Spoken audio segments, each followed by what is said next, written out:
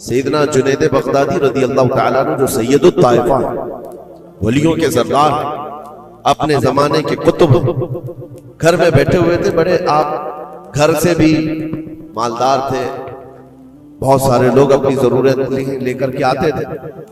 दोपहर का वक्त था, एक मांगने वाला आपके दरवाजे पर आया, आपको जो देना था वो दे देते, लेकिन आपने उसको खैरात देने के वक्त दिल में ये सोचा कि हट्टा कट्टा आदमी है, कमाकर खा सकता है, इसको ये बुरी लत कहां से पड़ गई, ये कैसा आदमी है। बहरहाल उसको जो खैरात देनी थी दे दिया, वो बंदा चला गया, खैरात लेकर चला गया। आप वापस आप अपने घर आए और जैसे ही आप आए नींद लग गई, आप सो गए।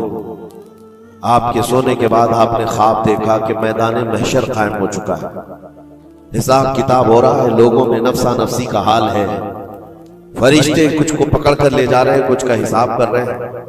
और जब हज़रत जुनैद बगदादी का नंबर आया तो दो फरिश्ते बहुत बड़ी थाल लेकर के आए जिसमें कच्चा गोश्त था और खून टपक रहा था। जुनैद बगदादी से कहा गया कि ये लो, इसको खाओ। तो हज़रत जुनैद बगदादी ने कहा कि क्या मुझे नहीं जानते, मैं जुनैद हूं, मैंने ऐसा कौन सा गुनाह किया कि मुझे इसकी सजा ये दी जा रही है। फरिश्तों ने कहा, ऐ जुनैद, क्या अपने मोमिन भाई के बारे में आज दिन में आपने बुरा गुमान नहीं किया? जो आपके दरवाजे पर आया उसके मुतालिक आपने बदगुमानी नहीं की? तो हज़रत जुनैद बगदादी रज़ियल्लाहु ताला अन्हु बिछक करके उठ गए, खौफ के मारे नींद खुल गई। और उसके बाद बेकरारी इतनी आई कि हाँ, मैंने तो गुमान उसके मुतालिक गलत किया था, थोड़ा सा ऐसा भी नहीं है कि वो चोर है, डकैत है, डाकू है, ये भी नहीं, सिर्फ इतना सोचा था कि हट्टा कट्टा आदमी है, मांगता क्यों है। हज़रत जुनैद बगदादी अपने घर से निकले उस फकीर को ढूंढने के लिए कि जो मेरे घर आया था, और उसके बाद ढूंढते हुए उसके पास पहुंच गए, जा करके उससे माफी तलब की, कहा कि आज तू जो घर पर आया था मैंने तेरे मुतालिक ये गुमान किया था कि तू हट्टा कट्टा आदमी है और मांग कर खा रहा है। तो उसके बाद उस शख्स ने जो जवाब दिया वो हैरत में था। मेरे अजीजों, ना वो फकीर था, ना ही वो कोई कमजोर और मजबूर था, बल्कि अल्लाह के एक वली थे जो उनके इम्तिहान के लिए आए हुए थे। हज़रत जुनैद बगदादी रज़ियल्लाहु ताला अन्हु को उससे ज्यादा माल उन्होंने लौटाया और कहा, ऐ जुनैद, तेरे मकामात को अगर कोई चीज खत्म करती है तो मोमिनीन के मुतालिक बदगुमानी कर, अगर तू आज यहां ना आता तो तेरे मकामात रोक दिए जाते, आगे तुम न मारिफत और तरीकत के रास्ते पर बढ़ सकते, क्योंकि ये मर्ज है, ये बीमारी है। इस बीमारी ने तो हमारे माशरे को खराब किया हुआ है। बदगुमानी से बचो। यहां तक के लोगों ने बहुत जल्दी अपने दिमाग पर यकीन करके फैसले भी ले लिए हैं। आप मिसाल के तौर पर किसी घर से कोई निकल रहा है और आपने फौरन ये गुमान कर लिया कि ये इस घर में बदकारी करने के लिए गया था। आपकी नेगेटिविटी जो जहन में थी आपने गुमान किया और उस पर यकीन की मोहर भी लगा दी। ना उससे आपने जाकर पूछा कि कौन है, क्यों आया था। इसी तरह की एक और बात मैं आपको बताता हूं। हजरत शफीक बल्खी, बड़े बुजुर्ग, दरियाए दजला के किनारे आए, देखा कि एक मर्द, एक नौजवान है, औरत को गोद में सुलाया हुआ है दरिया के किनारे और शराब की बोतल हाथ में लिए बैठा है। इस तरह का माहौल तो बगदाद का नहीं था, पर्दे का माहौल था, इस्लामी माहौल था। लेकिन खुले आम कोई दरियाए दजला के किनारे इस तरह बैठे और वो भी औलिया की नजर पड़े तो उनके लिए तो बहुत हैरत की बात थी।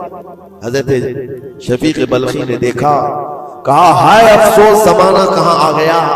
लोग खुले आम औरतों को लेकर बाहर सोने में बाहर मजे करने लग गए और खुले आम अब शराब भी पी जाने लगी। शराब भी पी जा रही है, खुद भी पी रहा है, उस औरत को गोद में थोड़ा थोड़ा सा पिला भी रहा है।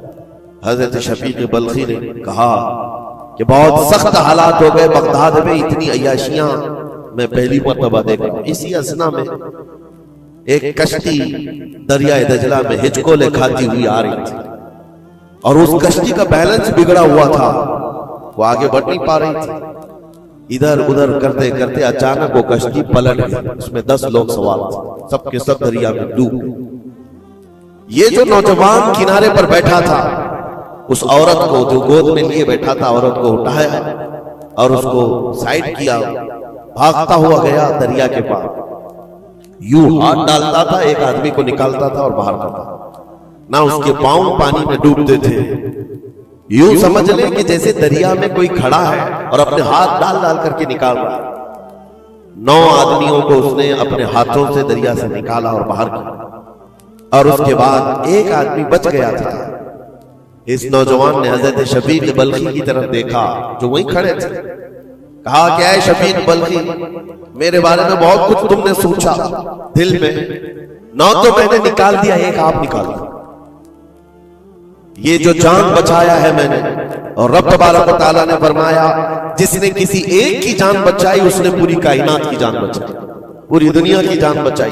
मैंने तो 9 को बचाया, आप एक बचाओ। आपने फरमाया इस सिलसिले में बाद में बात करेंगे, पहले उस आदमी को बचा लो, उस आदमी को बचा लो, मैं तुमसे इल्तिजा करता हूं। उसने 10वें को भी बचाया। उसके बाद हजरत शफीक बल्खी के दिल में एहसास हुआ कि मैंने गलत जगह गुमान किया। ये कोई आम आदमी नहीं है, आम इंसान नहीं है। इसके मुतालिक मैंने क्या क्या दिल में सोच लिया, क्या क्या गुमान कर लिया। तो आपकी आंखों में आंसू आ गए और कहा कि मुझसे बड़ी खता हो गई, मुझे माफ करें। लेकिन आपको अल्लाह ने ये ताकत दी है कि आप दरिया पर खड़े होकर इंसानों को बचा तो रहे हैं, लेकिन ये क्या है जो किनारे पर बैठ करके खुलेआम हो रहा है? किनारे दरिया के बैठकर ये खुलेआम क्या हो रहा है? उस नौजवान ने कहा, शफीक बल्खी, ये भी मैं बताता हूं, वो गोद में पड़ी हुई औरत कोई आम औरत नहीं, मेरी माजूर मां है, बीमार है, और उसको दरिया के किनारे लाने का हकीमों ने हुक्म दिया। और मेरे हाथ में जो बोतल है ये दवा की बोतल है, उसको हर आधे घंटे पर पिलाया जाता है। मैं भी पीता हूं और मेरी मां को पिलाता हूं। सिर्फ इलाज की गर्ज से मैं यहां पर बैठा हुआ हूं। और आपने अपने दिमाग में क्या क्या सोच लिया कि बगदाद तबाह हो गया, याश हो गया, नौजवान औरतों को लेकर आके बैठने लग गए, शराब पीने लग गए। मेरे अजीजों, ये बहुत बड़े वली कामिल की बात कर रहा हूं, हज़रत शफीक बल्खी। लेकिन उनको खता का एहसास होता तो वो रोते, गिड़गिड़ाते और तौबा भी करते। हमारे तो हालात ऐसे हैं कि हमने तो बिल्डिंगें बना ली अपने गुमान पर, इमारतें बना ली फलां के मुतालिक, ऐसे ऐसे मामलात हैं, और उसी पर हम इमारतें बनाना शुरू कर देते हैं, जबकि हमारे पास यकीन के लिए एक दलील भी नहीं होती। मेरे अजीजों, बदगुमानी से बचने के लिए कुरान कहता है, या अय्युहल्लज़ीना आमनू इज्तनिबू कसीरम मिनज़्ज़न, ऐ ईमान वालों, ज्यादा गुमान करने से बचो, हराम है और कबीरा गुनाह है। यहां तक के फरमाया गया कि बदगुमानी करोगे मोमिनीन के मुतालिक, कल क़यामत के दिन फैसला होगा, और अगर तुम्हारा गुमान गलत निकला तो सारी नेकियां तुम्हारी उठाकर उस बंदे को दी जाएगी जिसके मुतालिक बदगुमानी किया था। और तुम नेकियों से अगर खाली थे तो ये मत समझना कि अब कुछ नहीं लिया जाएगा, बल्कि जिसके मुतालिक बदगुमानी किए थे उसके गुनाह उठाकर तुम्हारे ऊपर डाल दिया जाएगा। उसके हुकूक की पामाली है, हुकूकुल इबाद। इसलिए ये गुनाह ऐसा है, बल्कि एक मर्ज है जो लोगों के एतमाद को खत्म करता है, रिश्ते बिगड़ जाते हैं। मुझे याद है एक बात बहुत पहले की, हमारे जमाने तालिब इल्म, मैंने तकरीबन 8-10 साल देखा, 2 गहरे दोस्त थे, बहुत गहरे दोस्त, एक साथ खाते थे, एक साथ जाते थे, मशहूर थी दोस्ती। और इत्तेफाक ऐसा हुआ कि एक महफिल में बैठे हुए थे, एक दोस्त जो है वो मुझसे बात कर रहा था, और उसका जो दूसरा दोस्त है वो दूर बैठा हुआ है। अब इस दोस्त ने मुझे कान में कुछ बात की, मैंने देखकर हंसा, वो भी मुझे देखकर हंसा, बात कुछ और ही थी। सामने वाले को ऐसा लगा कि हम उसके मुतालिक प्लानिंग कर रहे हैं, और उसको ये लगा कि हम उसके मुतालिक कुछ बुरी बातें कर रहे हैं, जबकि ना उसके नाम का मसला था, ना टॉपिक था, कुछ नहीं था। बस उस बंदे ने इस बदगुमानी की वजह से 10 साल तक बातचीत छोड़ दी। कई मर्तबा हमने बताया भी कि तुम्हारा मैटर नहीं था, तुम्हारा मसला नहीं था, सामने वाले को यकीन नहीं आता, सिर्फ और सिर्फ गुमान की बुनियाद पर कि वो मुझे देखकर हंस रहा था तो मेरे ही मुतालिक बात थी। ये अपने अकल के फतूर पर यकीन करके इमारतें बना लेना तुम्हें बहुत बड़ी गुमराही में ले जाता है। कई मर्तबा ऐसा होता है कि धोखा खा जाओगे। इसी सूरह हुजरात की एक और आयत में बताऊं आपको, अल्लाह करीम फरमाता या अय्युहल्लज़ीना आमनू इन जाअकुम फासिकुम बिनबइन फतबय्यनु अन तुसीबू कौमन बिजहालतिन फतुस्बिहू अला मा फअलतुम नादिमीन। ये बदगुमानी करने का एक और जरिया है, एक रास्ता है। क्या है?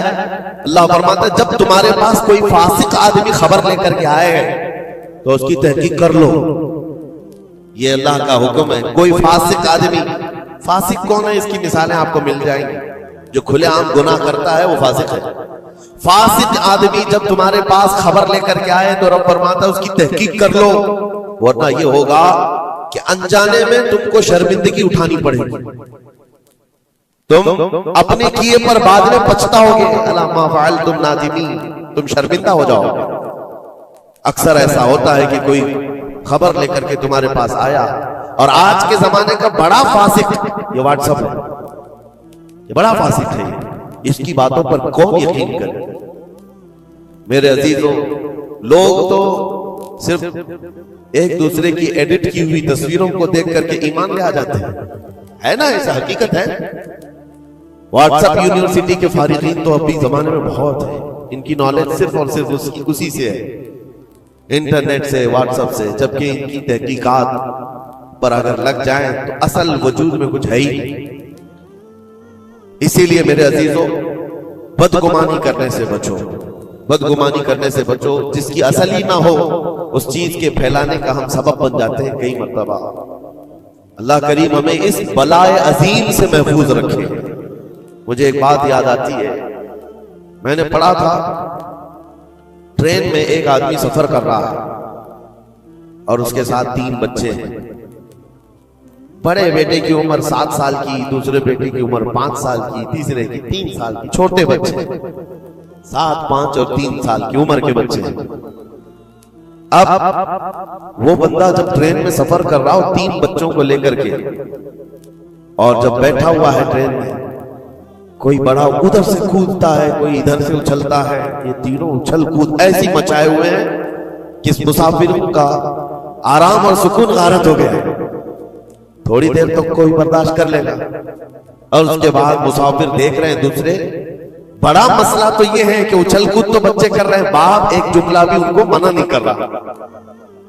ना बड़े से कहता है कि बैठ जा, ना छोटे को संभालता है। उछल कूद कर रहे हैं और ये खामोशी से बैठा हुआ है कोने में। सामने के पैसेंजर देखते रहे और कहा कि कितना बेगैरत आदमी है, बच्चों को ऐसे खुलेआम छोड़ा हुआ है, बैलों की तरह नाच रहे हैं। अब कानाफूसी भी शुरू हो गई। थोड़ी देर के बाद जब ये ज्यादा हो गया तो लावा फट ही जाता है लोगों का। कोई किसी की गोद में कूद पड़ रहा है, कोई उछल कूद करते हुए बच्चा किसी के यहां लटक जा रहा है। 1 घंटा तमाशा हुआ तो उसके बाद लोगों के सब्र का दामन छूट गया, बोलना शुरू कर दिया, और सबने मिलकर के जब उसको कोसना शुरू किया, भाई साहब आपके बच्चे हैं? उसने कहा मेरे बच्चे हैं। कहा कुछ तो तमीज सिखाओ, सफर के आदाब तो बताओ। कोई वहां से कूद रहा है, कोई यहां से कूद रहा है, सारे लोगों का आराम गारत करके रखा है इन बच्चों ने। आप बाप हैं, आपको तमीज नहीं आती, आपको तरबियत का अंदाज नहीं मालूम। सबकी डांट डपट सुनता रहा, और उसके बाद थोड़ी देर के बाद फुर्राई हुई आवाज निकली, उसकी दर्द भरी आवाज निकली। कहा मैं इनको तरबियत अच्छी तरह से देता हूं, तमीज भी है सब, लेकिन मसला यह है कि आज ही सुबह इनकी माँ मेरी बीवी का घर में इंतकाल हो चुका है। वो मैके गई हुई थी, ये बच्चे मेरे पास थे। मुझे सुबह खबर आई है इनकी माँ का अचानक दौरा पड़ने से इंतकाल हो चुका। मैंने अभी तक इन बच्चों को बताया नहीं कि इनकी माँ का इंतकाल हुआ। ये जितना उछल कूद कर रहे हैं, खेल रहे हैं, अभी घर पहुंचेंगे तो इनकी सारी खुशियां खत्म हो जाएंगी। ये अपनी माँ की मुर्दा लाश को देखेंगे तो सारा उछल कूद चला जाएगा। बस मैं इसलिए इनको इतनी देर के लिए छोड़ा था कि जितनी देर खुशी मना सके मना ले, फिर जिंदगी भर इनको माँ को खोने का एहसास तो सताता ही रहेगा। बस इतना जुमला उसका निकला तो हिचकियां बंद गई। जो बगल में मौजूद मुसाफिर थे सबकी आंखों में आंसू आ गए। अब कोई बच्चे को उठाता चूमता था, कोई उसको गोद में उठा रहा है।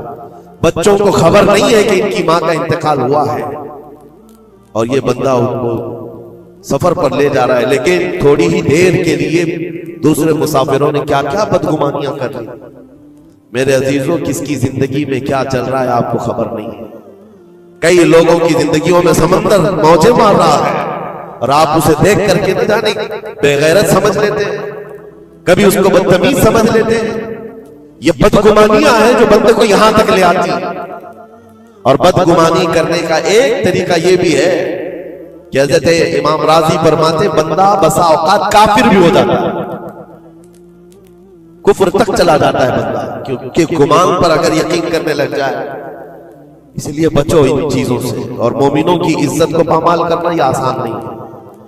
सिर्फ और सिर्फ मैंने कई मर्तबा देखा है, उड़ती उड़ती खबरें आती हैं तो हम उस पर यकीन करने के करीब हो जाते हैं। अल्लाह हमें भी इसकी हिदायत। यह बहुत बारीक चीज है जिससे बचना नामुमकिन नहीं तो मुश्किल जरूर है। मेरे अजीजों, इससे बचने का एक तरीका यह है, बंदा ये सोच ले कि मुझे रब ताला ने इस दुनिया में किस लिए भेजा है। सबका हिसाब किताब लिखने के लिए भेजा है। सारे लोगों का अमाल नामा मुझे देख पूछा जाएगा क़यामत के दिन, फलां क्या करता था, फलां क्या करता था। जब मुझे रब ताला ने इसका मुकल्लफ ही नहीं बनाया तो खामखा दूसरों की जिंदगियों में क्यों दखल अंदाजी करूं, क्यों लोगों के मुतालिक गुमान पाल करके बैठूं। आपको इस रुए जमीन पर जो भेजा गया वो अल्लाह ने अपनी इबादत के लिए भेजा है, अपनी रजा के लिए। हम उसकी रजा तो हासिल ना कर सके, उसकी इबादत में कामिल हो नहीं सके, और दूसरों के अयूब पर हम लोगों ने अपनी पूरी एनर्जी खर्च करना शुरू कर दिया। अजीजा निगरानी औकात, ये पुरफितन दौर ऐसा है। अब मैं जो किसमें बता रहा था जन की, देखें बसा औकात बंदे से बंदे का गुमान अपनी जगह पर। आप मेरे बारे में क्या सोचते हैं मुझे मालूम नहीं, मैं आपके बारे में क्या सोचता हूं वो आपको भी नहीं मालूम। ये तो बंदों का गुमान है, लेकिन बंदा रब से जो गुमान रखता है ये भी बहुत बड़ा मसला है, बहुत बड़ा मसला है। इसको आसान मत समझे। ये दिमाग के घोड़े जब दौड़ते हैं इस पर कंट्रोल भी तो नहीं होता है, कहां तक जाएंगे गुमान। मुस्लिम शरीफ की हदीस है, मेरे आका सल्लल्लाहु तआला अलैहि वसल्लम फरमाते हैं, शैतान तुम्हारे पास आता है गुमान के रास्ते से। तुम सोचने लगते हो आसमान को किसने बनाया, ये सोच ही तो है। तुम्हारा दिल जवाब देता है अल्लाह ने बनाया। जमीन को किसने बनाया, अल्लाह ने बनाया। चीजें सोचते जाते हो, उससे पहले क्या था, उससे पहले क्या था, इससे पहले क्या था। और ये जब दिमाग के घोड़े दौड़ने लगे, तुमने उसको नकील नहीं थामी तो ये लेकर के जाता है दिमाग। आखिर में ये गुमान डालता है फिर अल्लाह से पहले क्या था, या फिर अल्लाह को किसने बनाया। यहां आकर के तुम्हारे ईमान पर डाका पड़ जाता है और तुम शशोपंज में रह जाते हो। खुद से अगर कुछ सोचकर फैसला कर लिया कि अल्लाह के पहले ऐसा था या अल्लाह ऐसा था, नाउज़ बिल्लाह, तो कुफ्र हो गया। एक गुमान के रास्तों को आजाद छोड़ने का हुक्म नहीं दिया गया है। इसीलिए मियां हम और आप तो छोड़े, औलिया की बात भी छोड़े, उम्मत के जो सबसे आला किस्म के लोग थे वो सहाबा थे। सबसे आला, कयामत तक पैदा होने वालों में जो सबसे अच्छे थे, अल्लाह ने उनको सहाबी रसूल बनाया। सहाबा इकराम बात कर रहे थे आपस में, किस मसले में, तकदीर के बारे में, तकदीर के मुतालिक बात करें। तकदीर के बहुत सारे मसले इसमें दिमाग की गिरें ऐसी आजाद हो जाती है, बंदा सोचने लग जाता है। तकदीर क्या है, जो कुछ भी दुनिया में होने वाला है अल्लाह ताला ने उसको पहले से लिख दिया है। ये यकीन है कि नहीं आपका तकदीर? और तकदीर का इनकार करने वाला काफिर है। यानी जो कुछ अच्छाई या बुराई जिंदगी में हो रही है अल्लाह ने इसको पहले से लौहे महफूज में लिखा। ये तकदीर